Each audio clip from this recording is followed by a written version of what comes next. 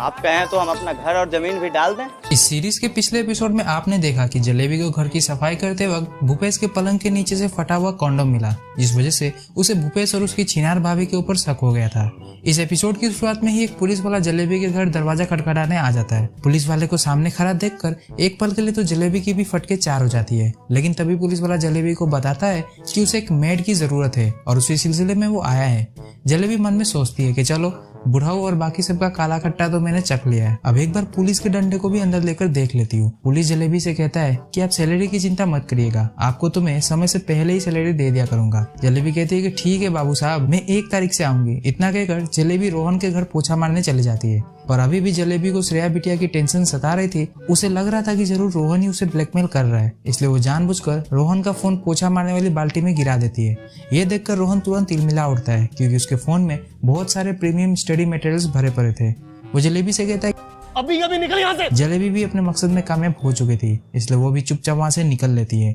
इसके बाद जलेबी भूपेश के घर पोछा मारने पहुंचती है, जहां उसे एक बार फिर भूपेश के तकिए के नीचे से कॉन्डोम मिलता है। अब जलेबी को यकीन हो चुका था कि जरूर भाभी अपने देवर से खेत जुतवाती है, और अंधेरे में तीर चलाते हुए वो भाभी से कहती है कि भाभी मुझे पता है कि आप देवर जी के साथ रात में घपाघप करती है। यह सुनते ही भाभी के पैरों के नीचे से जमीन खिसक जाती है। जलेबी कहती है कि अब अगर मुझे डबल सैलरी टाइम पर नहीं मिला तो मदन भैया तो मिलते ही रहते हैं रास्ते में, उन्हें मैं आपकी सारी कहानी विस्तार से सुना दूंगी। ये बात सुनकर भाभी की गुफा 10 फीट और चौड़ी हो जाती है, और वो जलेबी की सारी बात को मानते हुए कहती है कि ठीक है, पर तुम प्लीज इस बारे में किसी से कुछ मत कहना। जलेबी के जाते ही भूपेश अपनी भाभी की गेंद बजाने में लग जाता है। इधर घर जाते वक्त जलेबी की मुलाकात मनीष नाम के एक लड़के से होती है, जो कि मार्केट में बैंगन खरीदने निकला था।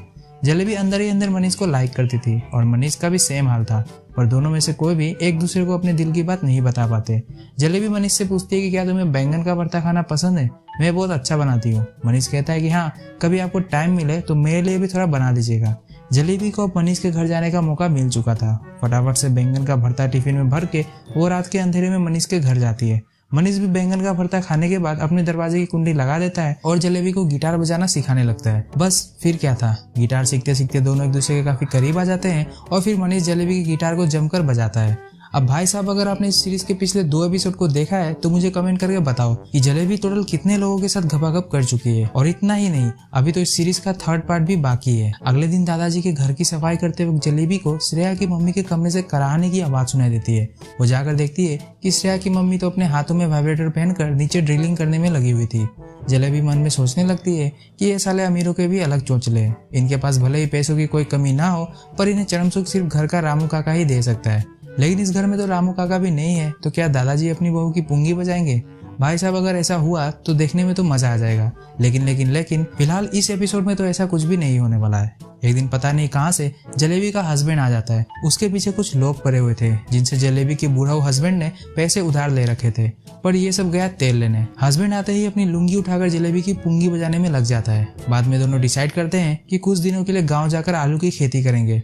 जलेबी भी गाँव जाने के लिए मान जाती है, क्योंकि शहर में उसके हस्बैंड को जान का खतरा था। अगले दिन वो सभी घरों में जाकर इन्फॉर्म कर देती है कि अब वो गाँव जाने वाले।